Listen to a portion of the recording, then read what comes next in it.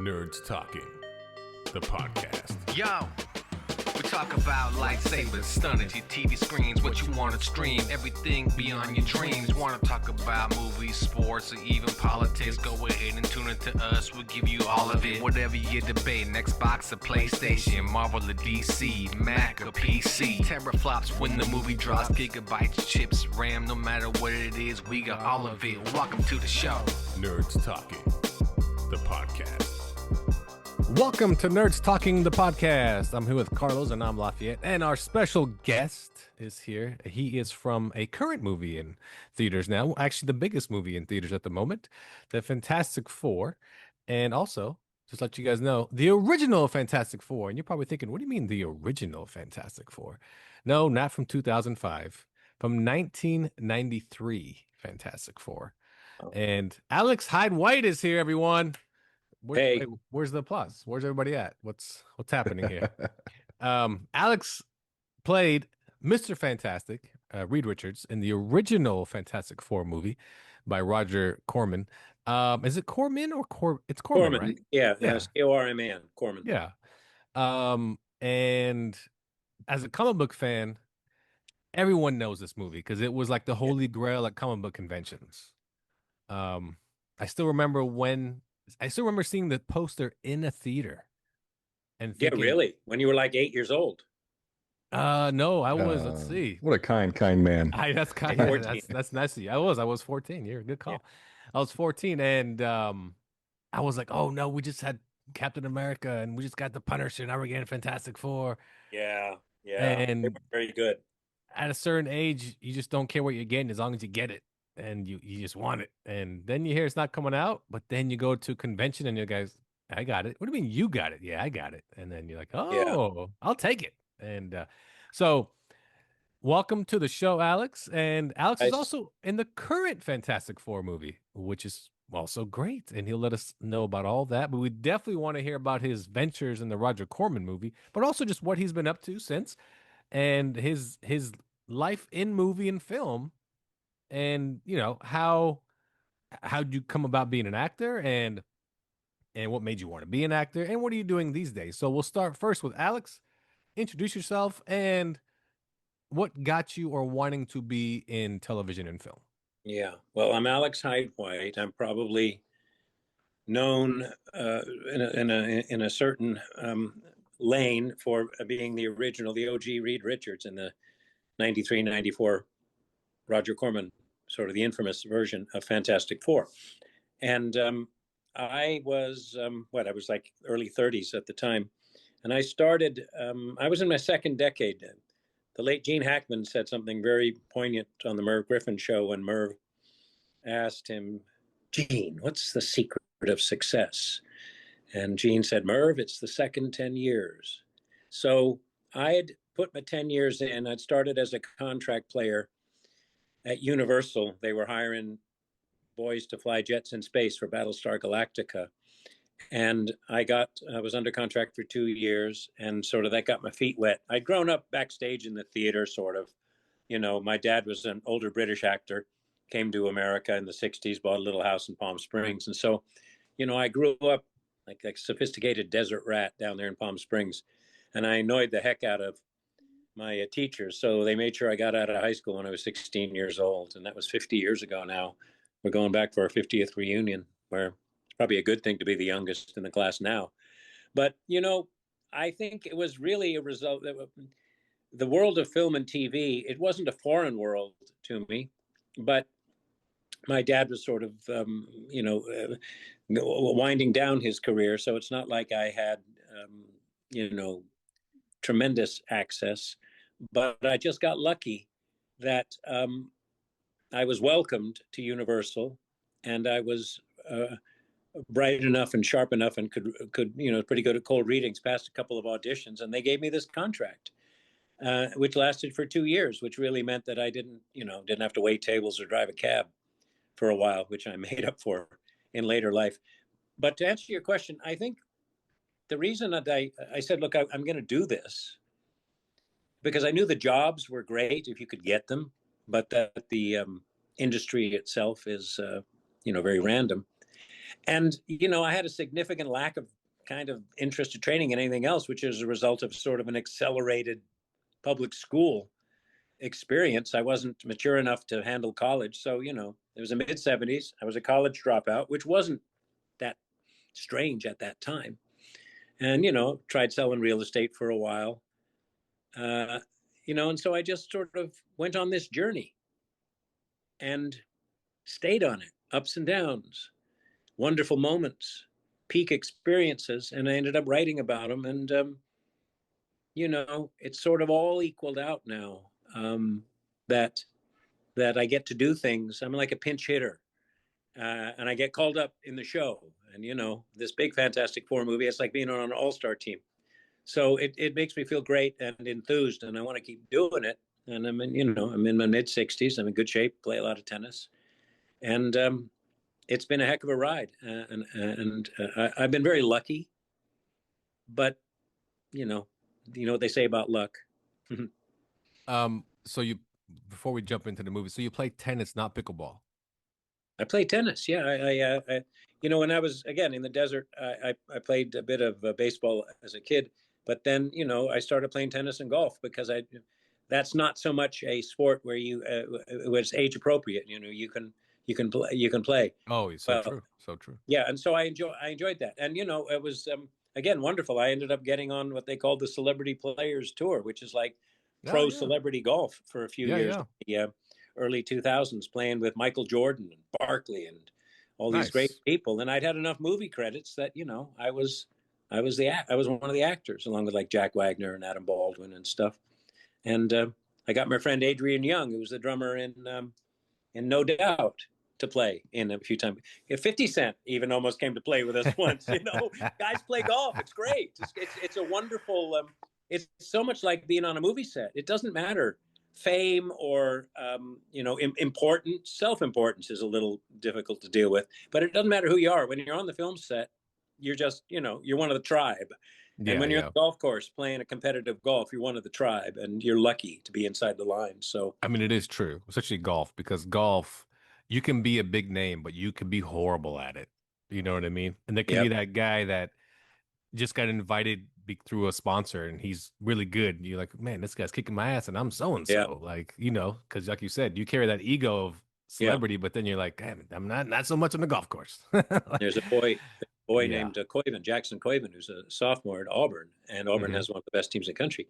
He's gets these sponsors exemptions on the pro tour, and heck, he finished like 5th last week.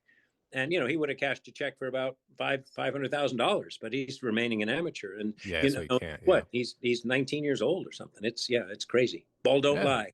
Don't lie. Bright future for him, that's for sure. You mentioned you have a book coming out. Is it out or is it coming out? And I finished it in the summer of 22 when I moved to Pensacola. And so it took a couple of months to get out, and it was released in the end of 22. And, I'm an independent author, and I've got interesting stories, but it's hard to compete with, these tell-all sort of biographies about people. But so my book is, it's really an homage, a time travel kind of love letter to movies and TV through the eyes of a, slightly starstruck, a player in the game, and, back when I was a kid, before there was a guy named George Plimpton who would go and sort of in Forrest Gump or Zelig-like fashion, he would jump in and all of a sudden he's pitching for the Detroit Tigers, and he writes a book called Paper Tiger. And it was all about a regular guy doing these really rare and potentially exciting and scary things. And I don't want to minimize, my opportunities as an actor by saying that, but I've always felt very privileged to be inside the ropes. And so I called my book In the Volume because it's a term that I learned on Tintin, which was Spielberg's first motion capture film. Oh, yes. Yeah. Instead of being in the shot, when you're in motion capture, you're in the volume because it's gigabytes of terabytes of information that is in the volume. And so they're very kind. Instead of saying, okay, can you, back up, get out of the shot? They say, okay, you're in the volume. We don't please get out of the volume because they need it. So I thought it was a wonderful modern phrase, but then also had sort of archetypal, old as the business meaning. Like when you have to respect when you're in the volume, and so I sort of that's my mantra. Yeah, for sure. No, makes sense. Carlos? Hey, Alex, why don't you dig into the Fantastic Four? I'm sure when you were cast or when you auditioned, it must have been exciting. I mean, you're in a superhero movie, you get to play the lead superhero. Yeah. Why don't you walk us through a little bit of that? Ended up backing into something that became one of the best things possible. And at the time, it was sort of shunned. I mean, I remember a manager, it was Mark Ruffalo's manager at the time. And I was talking to Mark about making a film and going through Robert Stein. And I introduced myself. I know you. He said, you're a really good actor. He said, except for that Roger Corman movie you did a few years ago. I said, okay, big deal. Mark Ruffalo ended up leaving him and having a huge career. So, this is the kind of environment that we lived in. I mean, I might still be there, but this was it. It was television was like, the minor leagues, movies. Everybody wanted to do movies. People left successful TV shows to try to go and do movies, which now sounds just ridiculous. Celebrity has taken over. There's some wonderful actors. Bradley Cooper's come up, the filmmakers. But at that time, there was a real separation. And so to me, getting a movie was thrilling. It's a short-term project, and the Fantastic Four came about in a very sudden way. But they had proper interviews right around probably October, and I just took the audition very seriously. I was going through some life changes at the time, and there'd been a big earthquake, and the home that I was living in was like red tagged at the time, and so the Lord was saying, either move or get a job. And this thing came up. And it ended up being one of the easiest assignments that I earned, because I earned it in the room. And that was the great thing about movies, I think, to this day, is that there are fewer people who make the decision. Whereas television, it's so writer and producer driven. You walk into even an episode of NCIS or something, you walk in and there's 6, 7 people.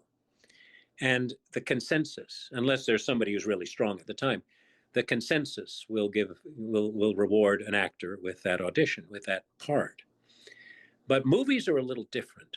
They want you to own it. And there's a director, and especially with Roger being efficient with a capital E. I'd done a couple of films with him, supporting roles, and one a co-starring role. I sort of did a Willow knockoff, 2 years before. It was called Time Trackers.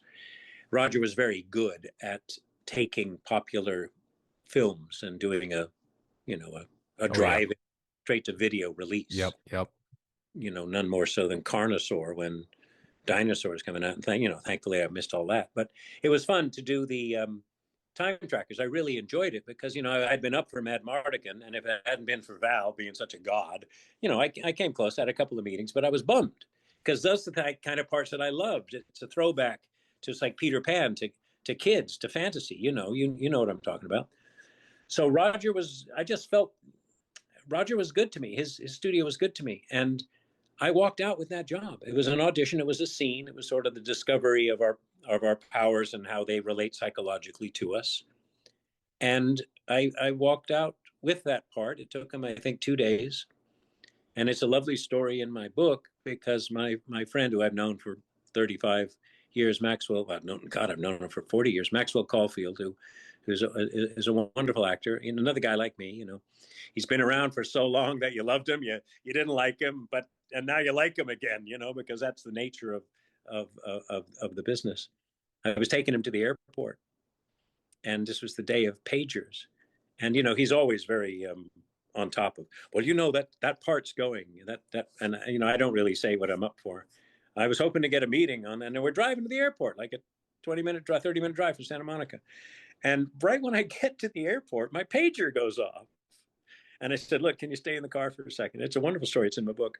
And he says, you stay in the car. And I go and I use the payphone and I call Mark Malice, who was my manager, who had been the casting director at Universal who got me started 12 years prior. And he said, hey, they're offering you Reed Richards in the Fantastic Four. And I said, no shit.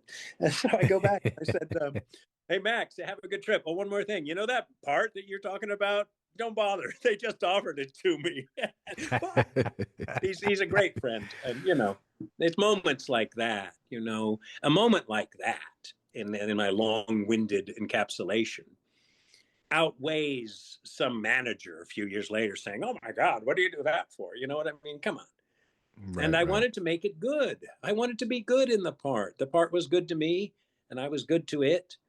And, we enjoyed the heck out of it. And so much so that when it, started to run into a wall, which was very quickly, but it took them a year because they were not hurrying to finish the film. And Ole, the director, sort of had to go in like after hours to the lab and squeeze it together with the music and whatnot. And during that sort of 8-month period that he was, trying to deliver the film, well and truly knowing that the odds were against him, I put together, with Michael Bailey Smith, who's a good friend who played Ben Grimm in the movie, a publicity tour.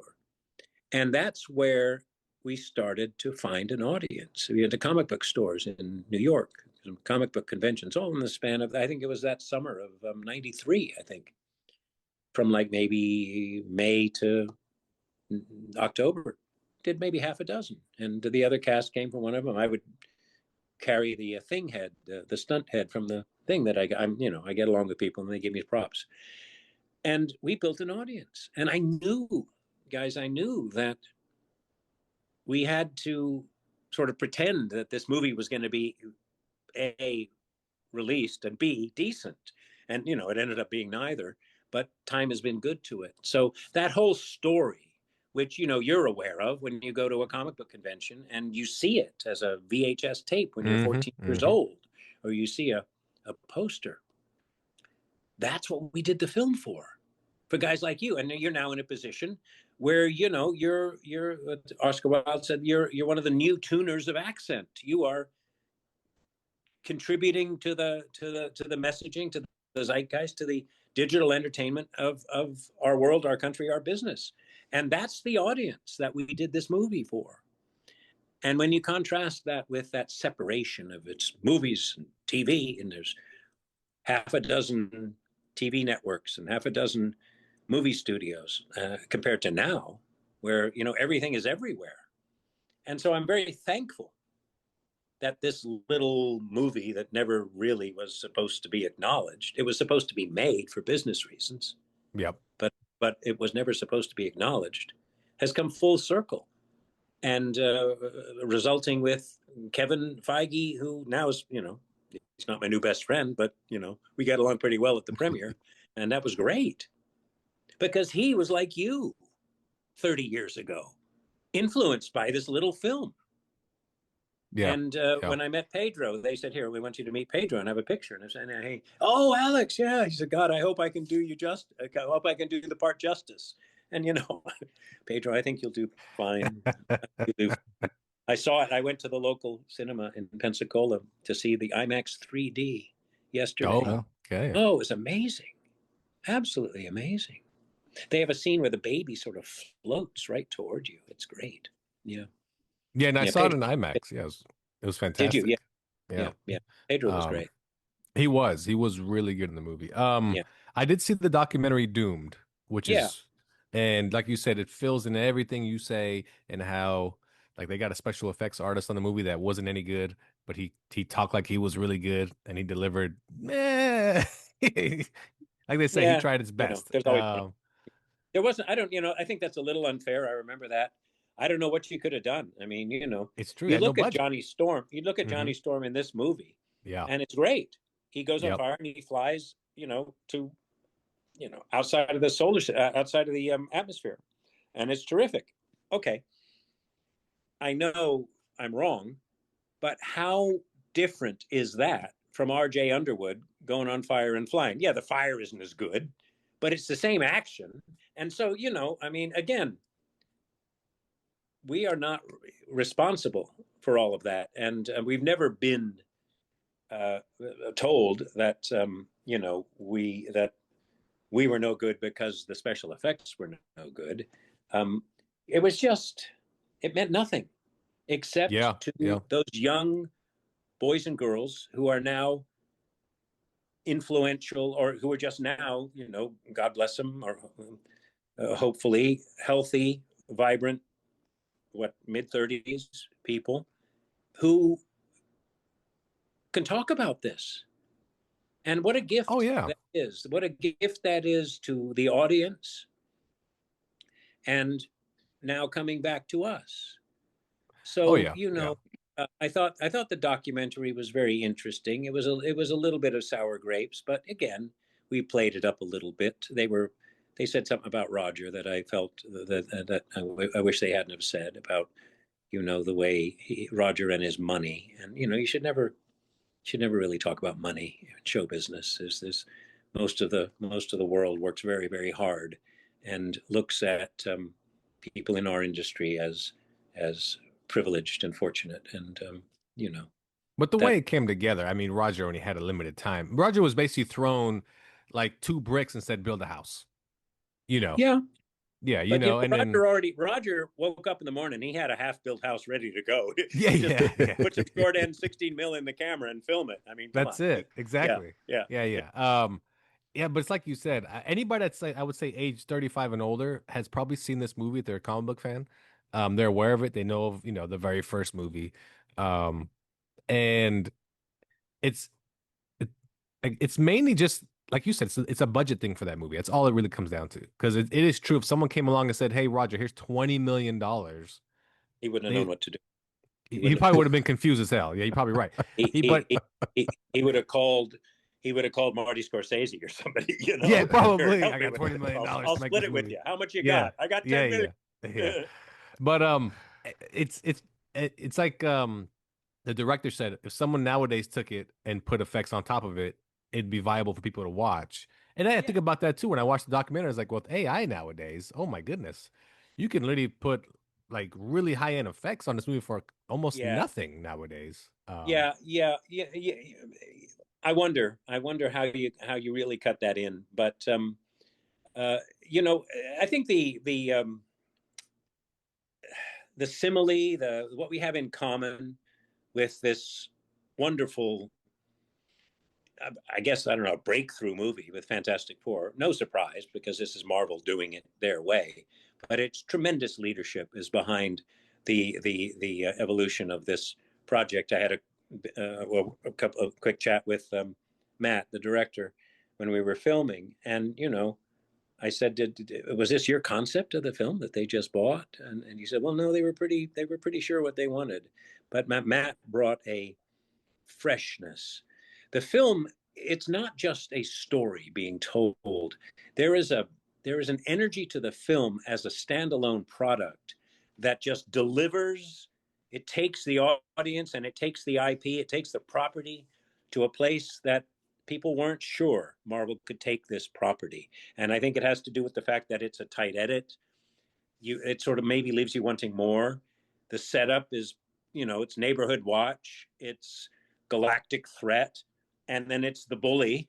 And, they push and trip the bully. I mean, it's almost like the new the Mad Max movie of Fury Road. That's literally run down, touch the fence, and run back. If you can tell a simple story in a big way, then people relate to it. And that's what I thought about when going to the premiere of this film, which we were honored and so pleased to be a part of. And again, the fan reaction was terrific. I was thinking that, like you just say, with the reality of the constraints of what this project was in '93, we had to make a small film and tell a big story. And this time around, they had to make a big film, but look at the story. It was a small story. Small story, yep. Mm-hmm. And so Yep. we meet, and when you think about what's the old one and the new one, what relevance does it have? Well, number one is we own the origin story. They're not going to go back and do an origin story, which bores the heck out of people. But if they want an origin story, they got one, and that's ours. But that sort of concept of big and small and big, we sort of meet in the middle, and they welcomed us in. And that's the energy that we bring. And that's the fan satisfaction. Nobody has said that it's a bad idea. Everybody's been very kind. We're barely in the movie, but look at the film. There's no fat on this movie. So the small parts that we play in this film have a big impact to their product. And how is that going to happen? There's no possible way that wouldn't have happened if what we had to go through. For sure. What we went through 35 years ago. I mean, they're not going to hire me as the newscaster. I mean, I might get an audition as a newscaster, but they created it. Yeah. Yeah. The gift that is, I think it's great that they did that. Yeah. It's like the new Superman movie. They put Christopher Reeve's son in it. Yeah. I knew he was. Yeah. Chris Reeve when he was making the Superman 2. Yeah. Yeah. And if he was still around, he would have been in Superman. I mean, that's So yeah, he would have been a Superman. Yeah. Well, that's the thing, and I think that's a lot of the stuff that where you guys, the podcasters, the hosts, the people who you guys spend a lot of time. This isn't just 40 minutes talking to an actor. This is a lot of work that you guys do. This is an extension of film and digital entertainment, and the joy that you guys have makes the effort worth it. And that's kind of like what I felt I did with my life. The joy that I had from doing it made makes the long-term effort more than worthwhile. Again, it's like the game of golf. You could be having a lousy day, and all of a sudden you hit two shots in a row, and boy, oh my gosh, I was about to throw my clubs in the lake. Mm-hmm. Oh no, yeah, And that's all you'll talk about for the next week. It's man, I had this one shot on 9. Yeah, I should have. Should have did you make it? 15. Yeah. Oh no, it was actually out of the woods, but I got back in the fairway. It was beautiful. Yeah. Good for you. You sound like a player. Yeah, that always happens. I think that's great. But so you guys more or less got asked to be in the new movie. Yeah, they came to us, which I think is great. And Carlos was telling me the roles, and I went back and I went back and watched it a second time. I was like, oh, there they are. Because I know the cast. I know what you currently look like. Yeah, and I was everyone's there. They didn't know what they were going to do with us. They gave me 9 pages of teleprompter newscaster footage. So I did my best Walter Cronkite. That's they said they wanted Walter Cronkite in the 60s. And I had wonderful bits that, but they did they gave me a nice bit in the first act of the movie, and it was happy. When I saw the film last night, I understood a bit more about sort of my role as Alex the actor and as the ABC anchor. First of all, it meant a lot to them to give me what they gave me in this movie. And I was in on the happy part. I was in on the literally my lines are throwing to Reed as he is in his classroom. No, he's in the Baxter building. Well, preparations are underway for the arrival of the new Richard. Needless to say, Reed Richards is boom, and they cut to Reed. Okay, so how long does it take to say that? 20 seconds. But it's me in the middle of a 3D IMAX screen. I said to my son, 24-year-old grad student at USC, he said, so are you in it? I go, well, I know I'm in it because they had me loop a few lines and I saw it, but I think I only have one bit. And he goes, oh, is that okay? I go, yeah, it's going to be in the middle of an IMAX screen. It's going to be fine. Yeah. Because it's just me and a green screen, Yeah. So it was wonderful. Awesome. It was wonderful, but they didn't know what they were going to do. They told everybody, newscaster and whatever. And Rebecca did the same sort of thing. And they ended up, they really didn't have room for another cut going back to the green screen when everything else is going on, and so they put her. She's at the Times Square near the end of the movie. You see her, but then we have a little postcard foreshot Thank you. Thank you, Fantastic Four. Again, the montage, the first act montage, which is upbeat. Yeah, it is. Yeah. And I'm really thankful that the content of my contribution was an upbeat one. No, I think it's great. I I think that's awesome that they put you guys in it. Like I said, just knowing, like I said, people like myself and Carlos know you were the original Fantastic Four, and people have to find that movie still. You can't get it anywhere. You still have to go and find it if you want to watch it. You can't, you know what I Yeah, mean? it's pretty easy, but I think they've started to take it down, which is rather curious. And that's fine. The we had the premiere of the film at the Dorothy Chandler in L.A., which is the old opera house from the 1960s. And it's an opera house. There's 3,350 seats, and boy, they were filled. They had a little tub of popcorn and water under every seat. And they started with the L.A. Philharmonic live playing the overture, and bingo.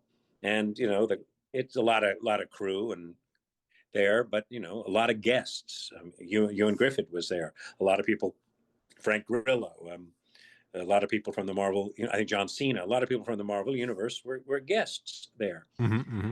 So you get hey, finally it's here. It was the first public screening, official public screening, and big cheers as we go along. And then we go into the movie, and about 15, 16 minutes, and then my little throw to read on the Walter Cronkite middle of the screen comes on, and there was the Vanity Fair reporter reminded me he was there, and he said, and there was a cheer, there was applause, and I go, well, there's not 3,500, but maybe 50 people, yeah, because they knew there I was, and they were either in on the joke or they there was enough recognition there, and that was okay, wow, Yeah, and I think that's awesome. that was fun. Yeah, I think that's awesome. And what are you doing these days? Are you still looking forward to acting, or are you, more or Yeah, less I do a retired couple. and enjoying? I do a couple of. Well, no, old actors never retire. They just started. They just start reading the lines off of other actors' wardrobe. But no, I'm fortunate. I'm healthy. I'm in good shape, and I got out of Hollywood. Well, Hollywood sort of got out of Hollywood right around True. 2019, Yeah. 2020, 2021 didn't do them any favors. They wouldn't let you go to the set if you didn't pass their saliva test, and and the environment was such that I think the corporations or the powers that be in the business realized that they can make these films and TV shows almost anywhere. Louisiana, New Mexico, Oh yeah. um, Atlanta. Vancouver's always been a drain, but the sound stages in Hollywood, if it hadn't been for commercials and music videos, I mean, it would have been really wiped out. So what I'm saying is, there was really no reason to stay anymore. My boys had gone through school, and my wife's family is in Pensacola, Florida, and so that decision to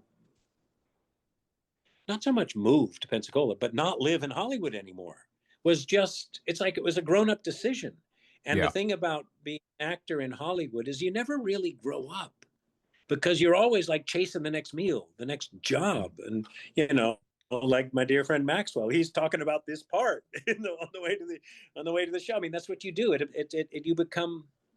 You become the conductor of your own train, and you have to be, but you never really know what track you're on, unless, of course, you're in demand. And then what? You're traveling all over the place anyway. So the decision to not rely on the random nature of getting work in Hollywood freed me.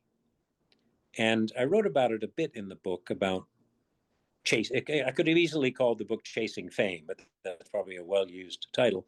I stopped chasing fame, and as a result, when I do get something, I feel that it catches up with me. I got a lovely episode of Landman 6-8 months before anybody knew what it was. We didn't know what it was, and when it was on, it was like one of the best shows on TV. It was just extraordinary. It was wonderful, and then I was I was in Jordan Peele's Nope. Yeah. Before I left town. And so I get a couple of little jobs, a couple of nice jobs a year. I've got a movie. They just sent along the contract today that they're putting together a friendly, like a Christmas movie, but they're offering it to me for January, and that's, we'll see if they put it together, but that's their job, not mine. So I just want to when I get the chance, when I'm on TV, when I'm hitting a shot on TV, I hope it's a good one. You know what I mean? I just when I get a chance to do work, I just want to enjoy it. I want to be engaged with it, because there's not a lot of people who are really still kind of doing it that way. Most people, quite rightly and smartly, are creating their own content, or and I do that with audiobooks. I have an audiobook production company that I've had for almost 15 years. And I enjoy that because I like producing, and I'm half English, so I have a sort of a European sensibility and a faculty with the language. And I like giving actors and narrators work, and I like giving engineers work. I like producing. In a 40-plus acting career, I was fortunate to produce 2 movies, 2 independent films. A film called Pursuit of Happiness, not Will Smith's, it was Frank Whaley, Annabeth Gish, a romantic comedy, $1.5 million film in the year 2000. And then in 2010, I made a little fantasy documentary, which was a passion project, Hamlet Backstage. It was 3 days of Hamlet, where we did a staged reading of the play, which is a wonderful play. And we covered it all with B-roll, like in Big Brother style. And we weave the narrative from the actors and the crew talking about it with the play. And it's a fantasy documentary. So anyway, I produced 2 films, happy to do them, in a 40-plus year acting career. And in 15 years, I produced over 500 audiobooks. So I'm going to stick with audiobooks. Oh, nice. Oh, that's great. Keeps yeah, that's nice. That's really good. I got a question for you, Alex. Being part of a film that was shelved, and then someone else Carlos was recently in a film, it was shelved. They asked him a certain question, and it kind of irked me, the answer, because Batgirl was shelved. It was never going to see the light of day unless it gets bootlegged somewhere. But they asked Michael Keaton how he felt about it being shelved. And his answer was, I don't care, I got paid. That kind of irked me. It was like, really, you really didn't care. Oh, was he in it? He was, yeah, he played Batman. He was in Batgirl? Yeah. So in Batgirl, and the one that was shelved? Correct. Yeah, he played the Batman in Batgirl. Wow. And so that answer kind of irked me. I'm like, so kind of felt like, I'm Michael Keaton. I'm going to get work no matter what. But do you really care about what you're working on, or you just care about getting paid? So I was a little irked by that. So I'm just curious. Well, again, I go back to my previous statement. I don't think actors should talk about money at all. I don't think people who are fortunate enough to work above the line in a creative way, which is what above the line means. If below the line means your crew, you're working hard, man. You're working 16-hour days, and if you're above the line, you're lucky. You're either a writer, director, producer, or an actor who's sitting in it at a time. And nobody wants to hear you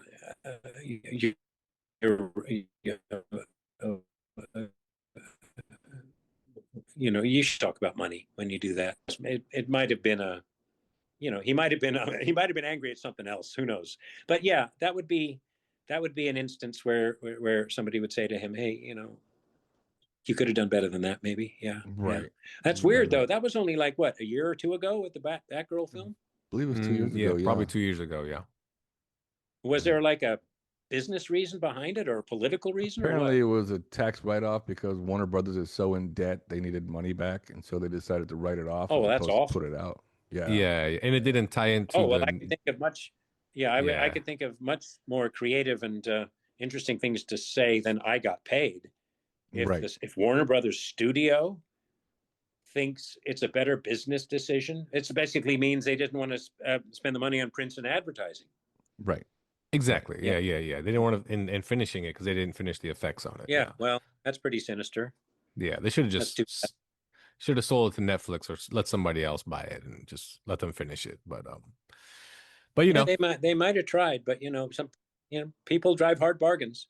When you're a seller in Hollywood, It's true. Yeah, I could imagine yeah. people undercutting them saying, "Oh, well, you don't want it, so we'll pay you less for it." Like, oh, Yeah, well, well, yeah. Warner yeah. Brothers So, are buyers, and all of a sudden they're trying to dump a product. Yeah, yeah, yeah. It's yeah. But look what they did with look how wasn't it Warner's that they lost Christopher Nolan with Tenet during the yep, COVID yep, yep. by basically going back. They probably his deal was theatrical release, and then they ended up putting it out on because again because Yep. COVID killed Warner Brothers. Whatever. I mean, I don't. Hopefully they come back, but I think they've just split. Discovery and Warner's have now They did. They two did, separate right. entities. Yep. Yeah, Correct. it's I say this to my son who is he's doing well in graduate school, but it's it's I don't know if it's depressing, but it's in a way it's just the way of the world. The entertainment business goes through cycles, obviously, but it seems to be such a tightly a business with such tight profit margins now, and so filled with various executive types and titans of industry who a few of them people starting to say, hey, why are you getting paid $50 million and all this bit and all of this stuff is going on, that people aren't as helpful in this industry now as you would expect. A lot of the crew people are, a lot of the below the line people is great because they want to train people, they want to bring them along, but to be a creative or to be an executive, I think it's quite cutthroat, and you cannot expect or wait for anybody to give you a break. I mean, you might get a break, but never underestimate the power of initiative and knowing when not to speak, and talent being the ability to get work. That if you're getting work, you can talk about talent, and if you're not, then maybe you shouldn't talk about it. And if you are, maybe you shouldn't talk about how much you're getting paid, or that's a Yeah. I mean, caustic remark, but also might it also might speak to the tension that was with that project for a long time.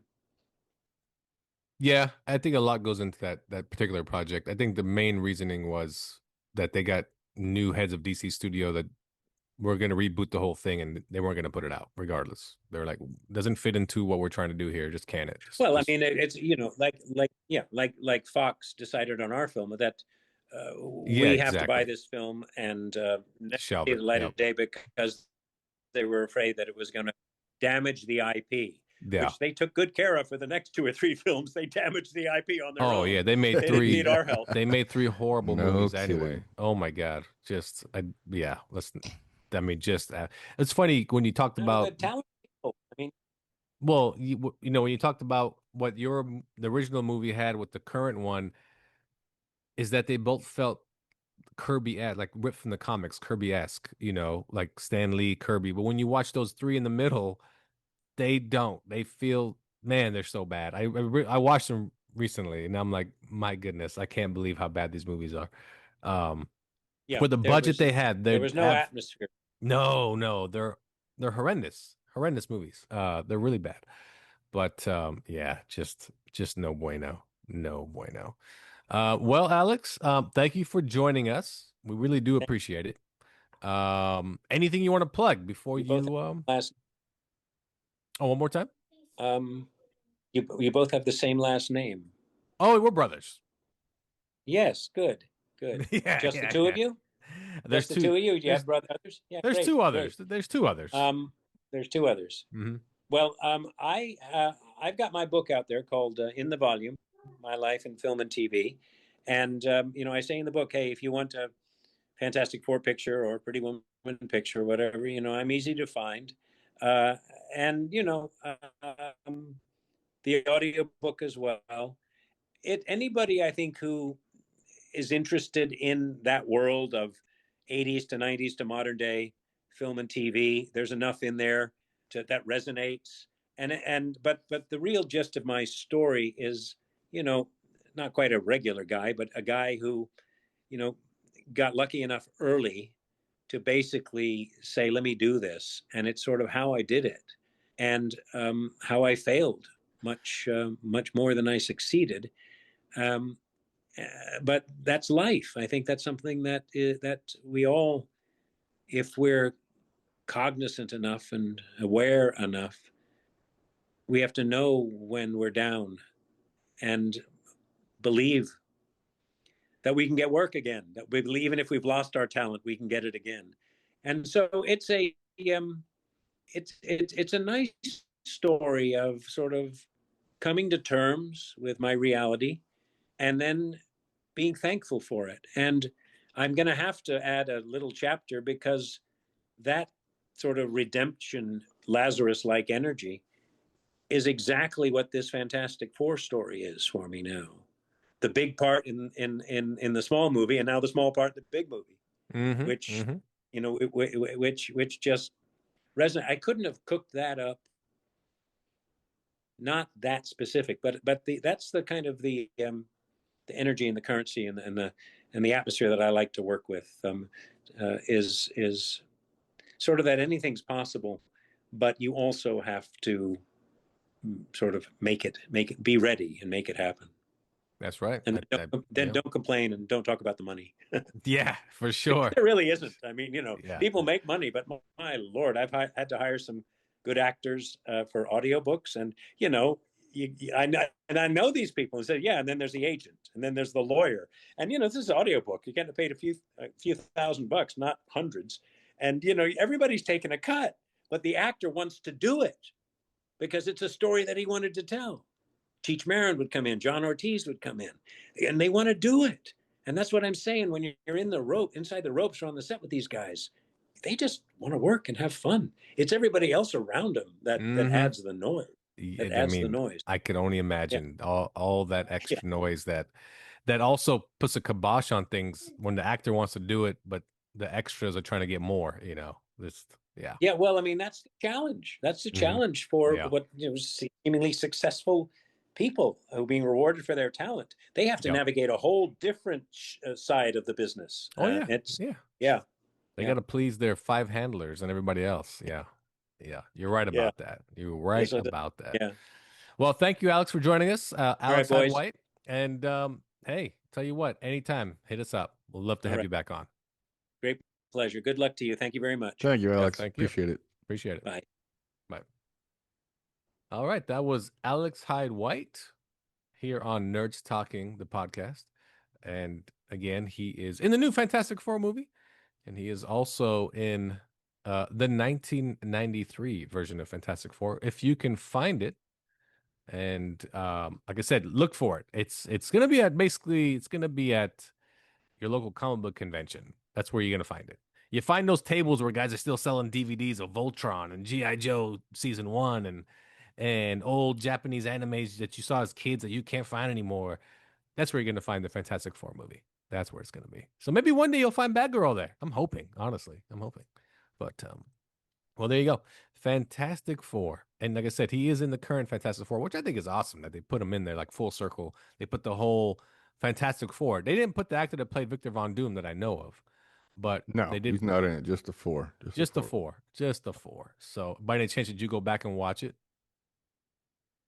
I only caught. I'm gonna have to go back and check it out because I only caught him in the thank you montage, all 4 of them. Yeah. And the thank you montage, and then I saw Underwood and Smith in the factory explosion scene at the beginning when Johnny absorbs the fire. So I'm gonna have to go back and check out, see if I can see. Which Alex. I also thought is kind of a silly scene because a lot is on fire at that point. How late was Johnny? Yeah. What was he doing? Well, not only, I mean, I didn't realize he could absorb the fire, so much fire. What's he doing with it? I think he flies into space and farts it out. That's it. Farts it out. And no, I was asking if you went back and watched the 1993 version. I did. Oh, you did? Yeah, so did I. I remembered it. I've probably seen it 5 times. Like, just because through the years, I'm like, oh, this is, let me watch this. And you're like, oh, man. Well, like, what's funny is, it's funny when he had mentioned like maybe 50 people applauded when he came on screen. Yeah. But what's cool about that is that it feels like you're a part of some sort of secret society because you had to be a comic book convention attendee to even find out there was a bootleg. Yep. right? And that's how I first saw it. I'm like, this guy. I mean, because they used to sell bootlegs at comic Oh conventions boy. all the Still time, but they do. put a Still stop to do. it. Do they? Well, Thought they put a Stockton Con stop had to them. it. No, Stockton Oh, Con. did they? Well, here's the thing: bigger conventions you can do that. WonderCon, San Oh, Diego. I'm sure the little But if small you ones, go to right? They're not going to Stockton stop and you. Yeah, Fresno yeah. and Bakersfield and Kalamazoo, you're gonna find what you want. Like, Right, right. And that's, I mean, that's how I found it. I was like, yeah, I was like, let me get that. I got that, and I got Captain America because I didn't even know Captain that's America was right. released. Yeah. Because I Oh, remember seeing remember the poster, but I it don't was think it they ever had got the poster, released. but no, it did. It got released on It VHS did. because we went and rented it. Yeah.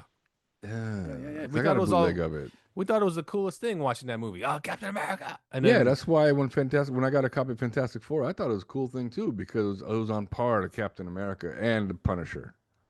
Yeah, and remember, Punisher and Captain America, just like Fantastic Four, all got theatrical posters, but all those two went straight to VHS. Okay, And Fantastic Four, of course, as you know, never saw the light of day.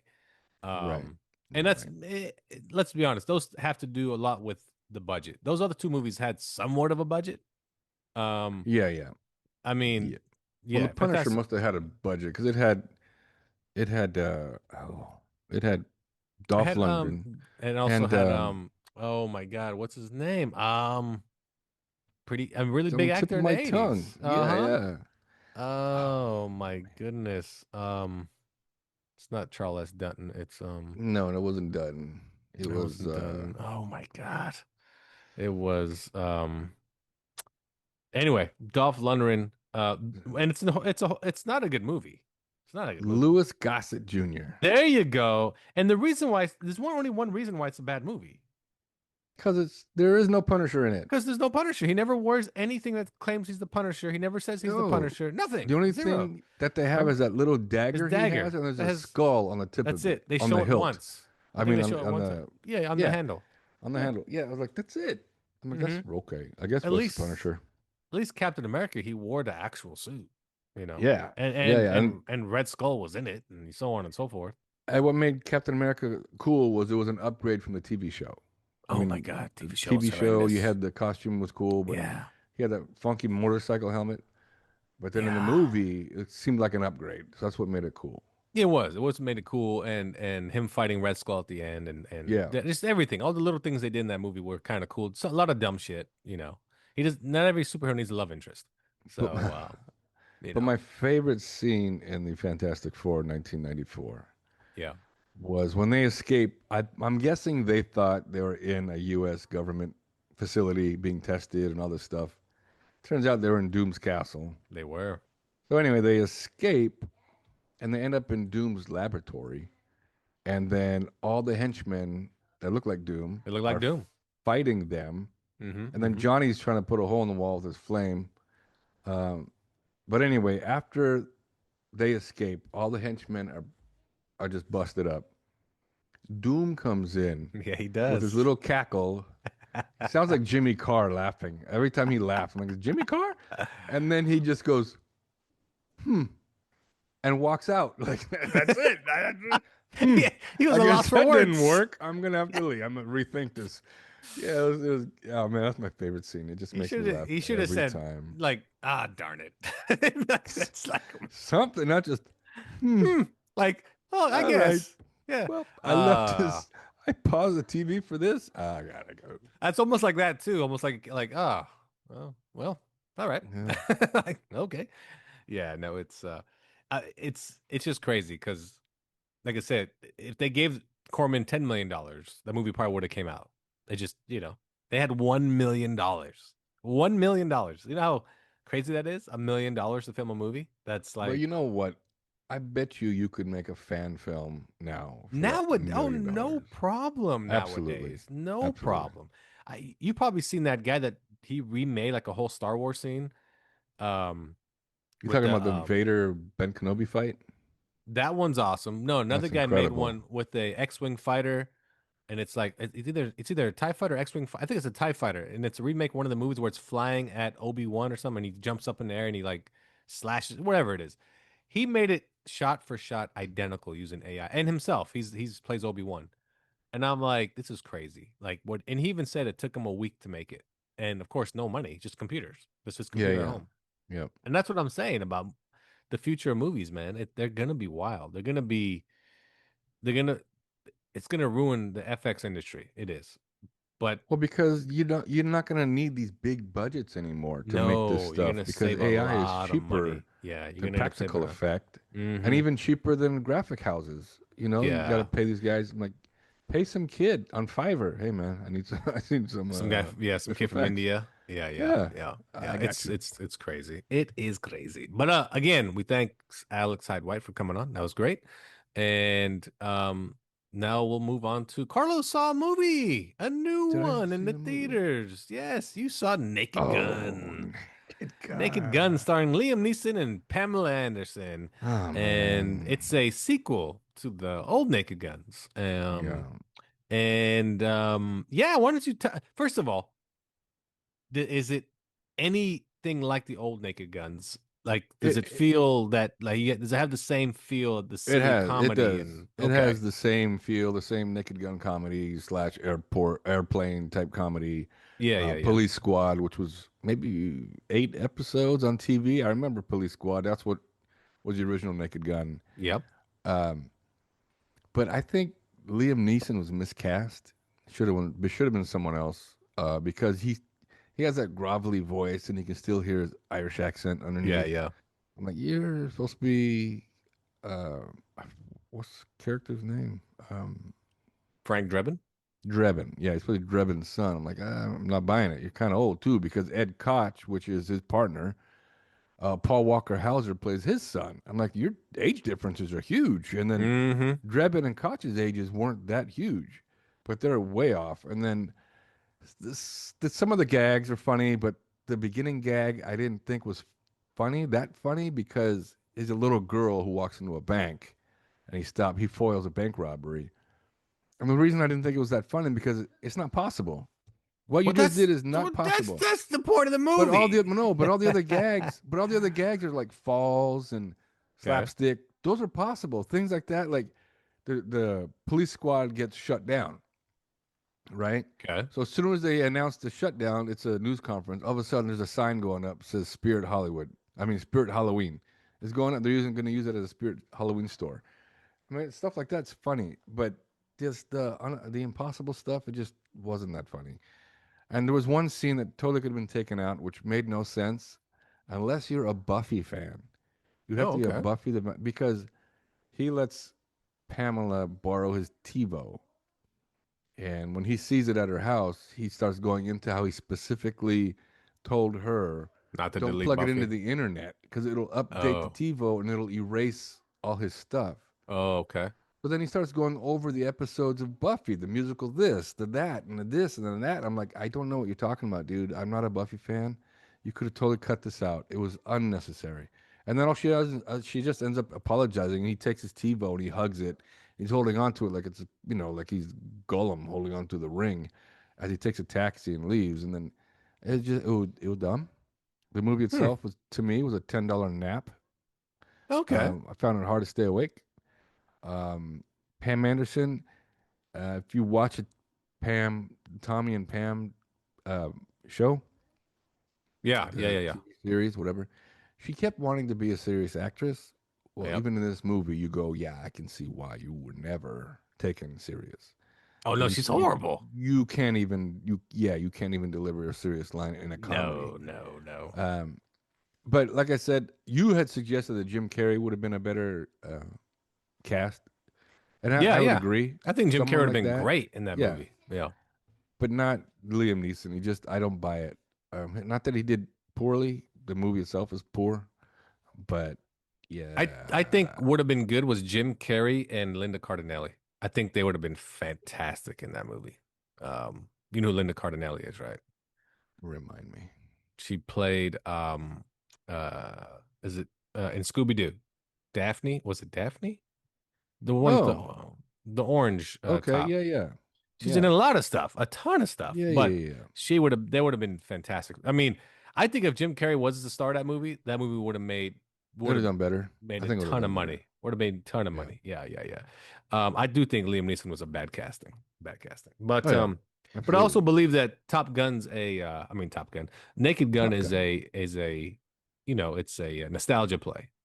kids aren't seeing Absolutely. it. It's just a Nobody, money grab. yeah, It's just nobody we're under gonna 40 is gonna go no. see that movie. Oh no, I mean the when I was sitting there watching, um, they got a couple of chuckles out of me, but the people that were laughing the most are the 70 plus Older, yeah, people they're that older. came in to see it. Yeah, Oh yeah, they were laughing their asses off. Yeah. I don't know if it's because we're gonna die soon. Let's just go ahead and laugh at everything we can. I also think they're the ones that they saw that movie, the original ones, when they were 35, 40. Oh yeah, And like you absolutely. said, now they're 65, 70, and they're like, this is gonna be so good. Oh my But god. but what made those movies funny originally, the original Naked Gun and the Airplane, yeah. the Police Academy, is that was an era where a lot of those comedies were being made, And they were very and they were popular. funny. Mm-hmm. They were funny, but it's hard to get that humor now. And then, of Yep. course, the humor back then, you would trigger people today. I'd hate to make a, I mean, you know what I'm saying? So It's there's- true. Yeah, it's true. So Yeah, it's yeah. hard to do it, but it just to me it just wasn't funny. And I was hoping for a funny because I know that comedy. I know those films. I grew up on those films. Oh, they're hilarious. Yeah, but it just wasn't like in one of the scenes. So Liam Neeson's character Drebin Jr. or whatever, he's taking a moment to talk to his dad's photo because it's in the hallway, and then Ed Koch, his photo's there. So Paul Walker is talking to Paul Walker. Paul Walker. What's his last name? Paul Walker? That can't be No, Paul no, Walker. no. I was like, there's always Paul Walker. Hauser. Paul Walker. Oh, Hauser. yeah. He's in it. Yeah. He's talking to that picture, and all of a sudden it just shows like a whole hallway, everybody talking to their dad, apparently, because their pictures are on the wall. And the last guy is OJ. So then they come in close on the cop who's the His son. son. Yeah. He looks at it, he goes, nope. And he gets up and walks away. I'm like, I ain't talking to this fool. But yeah, it like I said, it put me to sleep. It's hard to stay awake. I'm probably watch it again once it hits streaming just to see maybe I missed something I didn't see. But yeah, I'd give it a 2. Bad movie. Give it a 2. Wow. Fantastic Four took quite a hit, man. A 62% drop. Took a huge dump. Huge. Yep. Huge. Yep. I think it's not a movie people are going to go see twice, and I think word of mouth people aren't seeing it. I think that's what's happening. No, I think word of mouth is what helped Superman, but I don't think Exactly. fantastic. I think But I think it's Marvel fatigue. I don't think it's superhero fatigue. It's Marvel fatigue. I think the Fantastic Four doesn't appeal to people. I think they should be happy the opening weekend. They should be very happy. Right. But after that, it's we've talked about this before. The Fantastic Four does not have that appeal. I But did the see Eyes of Wakanda. I've seen a couple of episodes, which is pretty good. Pretty Pretty good. good. Yeah. I actually enjoyed it. The animation is really good. Yeah. The Naked Gun is 89% on Rotten Tomatoes. 89%. Yeah, that's because the people on Rotten Tomatoes are dummies. Okay. Another movie that came out is called Together with Oh, Allison that's the horror Brie. flick with Yeah. Franco and Yeah, James Franco and Allison, which they're married. I didn't know they were married. oh really? I didn't know that. Yeah. I saw it. I did see it. How was it? It's a horror flick. It's a slow burn. Is it good though? Slow burns are usually good. It's okay. It's okay. Okay. It's okay. It's okay. It's I've seen a lot of horrors already this year. I wouldn't put it in my top 5, but it's not horrible. I'm looking So- forward to Weapons. That's supposed to be good. Oh, Weapons this weekend, and Mm. there's 3 movies this weekend. Weapons, which was supposed to star Pedro Pascal instead of Josh Brolin, Mm. but Pedro Pascal signed on, but then he said, "Hey, scheduling conflict. I gotta bail." And Freakier Friday, the sequel to Freaky Friday, Oh yeah. with Jamie Lee Curtis. Freaker. and- Actually, this is part 3. What? No, Yeah. Freaky didn't make- Friday, Freakier Friday, and isn't this Freakiest Friday? no. This is Freakier Friday. This is Freakier Are you Friday. sure? I'm reading it right now. Oh. Freakier Friday. Could've And swore the, this was part 3. and the movie Stands is only in theaters this weekend. It's an Eminem documentary. Yeah, I told you it's Freakier Friday. That's what I said. You said freakiest. I don't know what the hell freakiest is. What is freakiest Friday? Freakier Friday. Freaky. This oh, is yeah. freakier. What the hell's Okay. freakiest? You're an The idiot. the sequel. Oh my god. Oh, is Sketch. this? Sketch is coming out too. Sketch. Oh, I thought Sketch came out.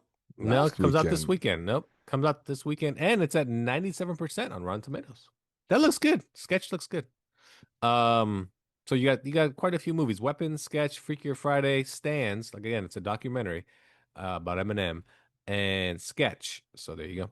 And on Netflix, Wednesday came out. I am gonna watch that. Oh yes, Oh, yes, Wednesday. yes, yes. So you got Wednesday season 2. King of the Hill, it's back. Oh yeah, I saw 100 episode 1. Funny. 100% on Rotten Tomato. Wow. Yep. Season 2 of Twisted Metal, if you're into that, which does look good. Season 2 Twisted Metal. I didn't see season 1 though. And we also watched WWE Unreal. Very good show. It's kind of the behind the scenes of how WWE puts their shows together and how they write their storylines and so forth. It looks really good. I mean, it was really good. I mean, it was really good. It was incredible. Because you didn't like the idea at first when I mentioned it, but it actually gives you quite an appreciation for wrestling and all the production that goes into it. Oh boy, the It's production is insane. crazy. Insane. It's crazy. And Yeah, I would say don't miss it. Don't miss Unreal on Netflix. Oh, I thoroughly enjoyed it. I just think for not myself, but people that are like hardcore into wrestling that live and die by it, that's gonna ruin their, their dream of, it's real to some aspect. But it's really good. Watch WWE Unreal on Netflix. Really damn good. And WWE News, ESPN bought the rights to WWE that. streaming all the PLEs, meaning all the pay-per-views. So, and the way it's gonna work is that Disney, who owns ESPN, they're getting rid of Hulu. Everything's gonna Really? roll. Everything's going to Disney? Everything's gonna be on Disney Plus. Everything. Even How does that work for the Hulu cable? I don't know if they're keeping that. I don't know. Because you have that, right, or no? No, I switched to Sling. Sling's Gotcha. better Okay. and cheaper. Okay. ESPN's gonna roll under Disney Plus also, and you can watch the pay-per-views on Disney Plus when they come around on the ESPN portion of Disney Plus. So can you watch the replays on Disney? I'm assuming you can, like Peacock. Got it. But they're saying that they're gonna charge for the pay-per-views $29.99. They're not gonna be like Peacock where you just get Peacock and you get the pay-per-views for free. They're gonna charge you. I don't think people are gonna go for that. I think exactly. I don't. But they're also saying that they're gonna just change the price to Disney Plus to $29.99, and you get the pay-per-view. So who knows? I don't know which one it is. So I tell you what, if it's $30 a month and I get ESPN and Disney Plus and all the Hulu content, but it's all now into Disney Plus, yeah, I think that's a great deal. That's a fantastic deal for $29.99. So there you go. There you go. Also, in ESPN news, ESPN now owns NFL Network, NFL Red Zone, NFL Fantasy, and NFL gets 10% of ESPN. So the NFL now owns 10% of ESPN, but ESPN owns all the media to the NFL. So there you go. So hopefully what that means for you people that have Disney Plus is that you can get NFL Red Zone on Disney Plus, which NFL Red Zone is awesome. So you get NFL Red Zone, get it. Okay, also, hold on, quick. I need to cut in real quick. You gonna fart? No. I got to tell you a joke because my son won't stop until I tell you a joke. Okay, this is Okay, from ready? him though. Like this is joke. from him. I think he wrote it. Okay. He wrote this joke, so I see comedy in his future. Okay. So, what insect does the most shopping? What insect does the most shopping? I'm gonna go with what insect does the most shopping? It's a good one. I'm gonna go with ladybug because women be shopping. No? A grass shopper.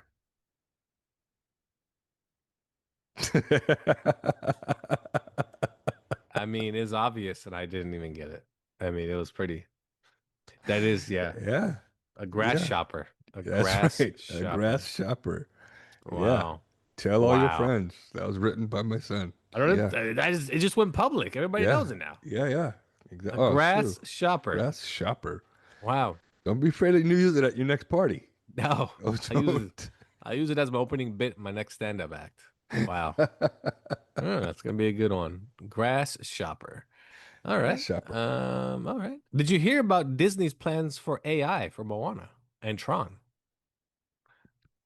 The new So Tron's already out, isn't it? No, I mean it's Tron done, is not isn't it? out. I mean it's done, right? It's done, yeah. But here's the deal: when they went to go film Moana, the live action movie, they Mm-hmm. actually wanted to layer Dwayne Johnson's face onto a body double using deepfake AI, Oh, like a big dude, like a bigger, a looks bigger like guy. Maui. Yeah, yeah. And then The Rock would just come in and do his voice. That's all he would do, Gotcha. which Mm-hmm. doesn't make sense. Why don't you just use the voice they already recorded for the cartoon?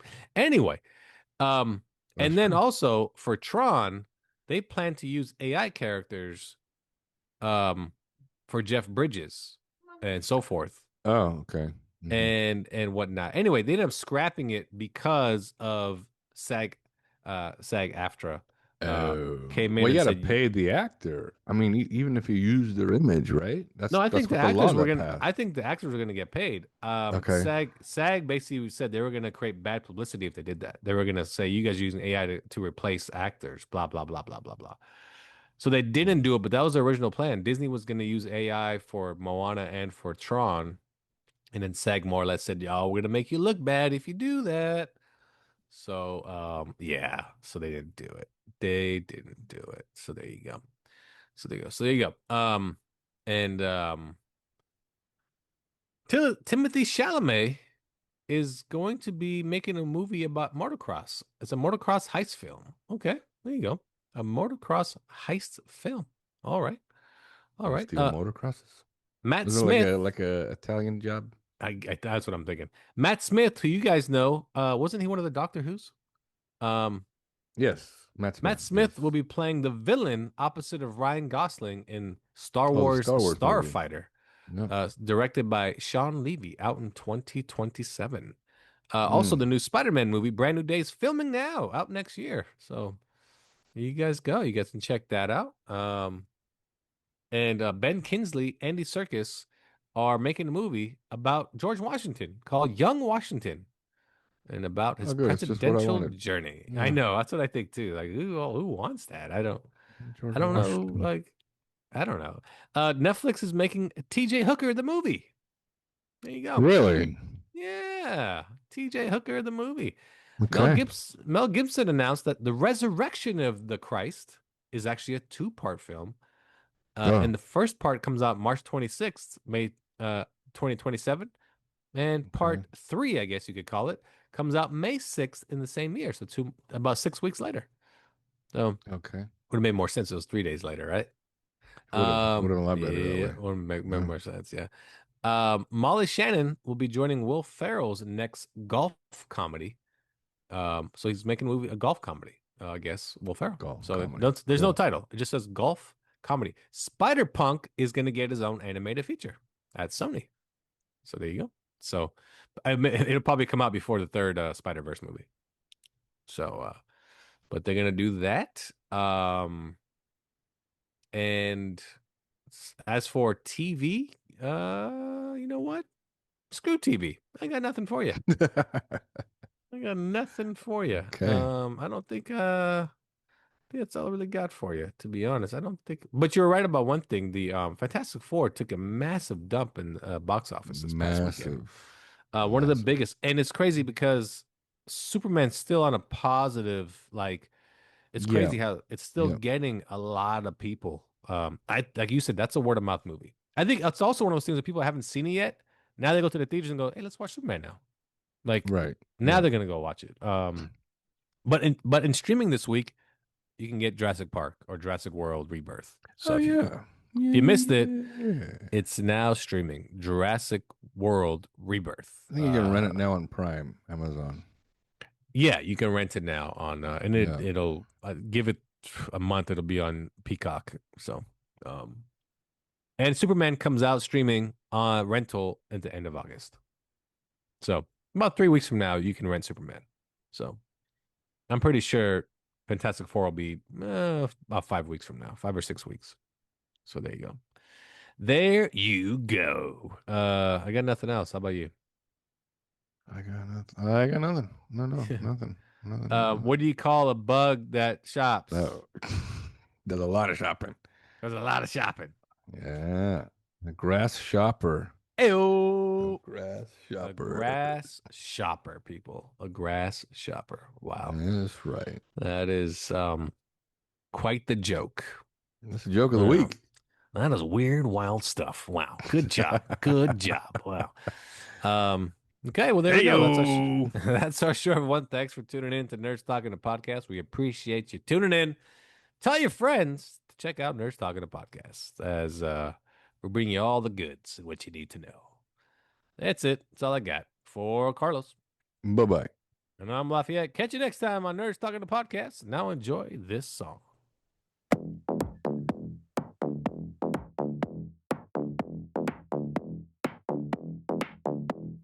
Lights low, dress high, don't care who's watching. I move how I, no need for caution. Took some wrong turns, sure, but I'm still here. Made my messes masterpieces every year. They whisper my name like a scandal, but I don't play sweet, I dismantle. All the little boxes, all the little games. I broke the rules and lit the flame. I live unapologetically. No rewind, no fantasy. Don't need saving, don't need shame. I play hard and own the game.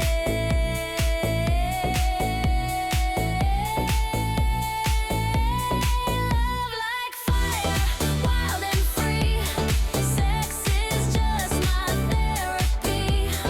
Don't expect regret from me. I live unapologetically.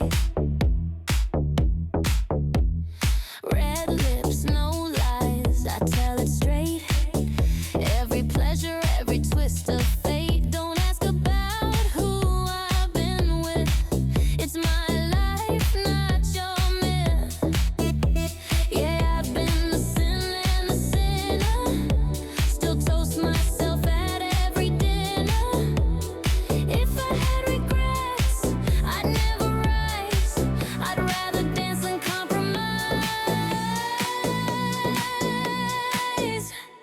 I live unapologetically. No rewind, no fantasy. Don't need saving, don't need shame. I play hard and own the game.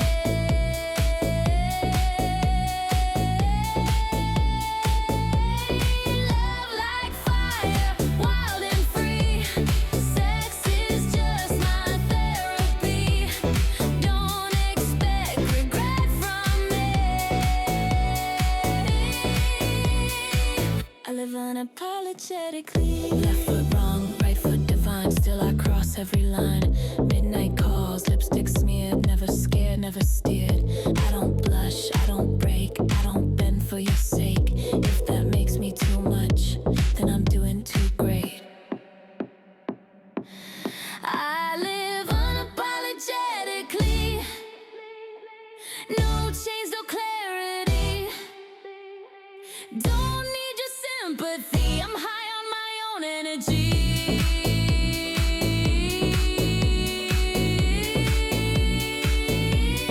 Love like fire, wild and free. Sex is just my therapy. Don't expect regret from me. I live unapologetically.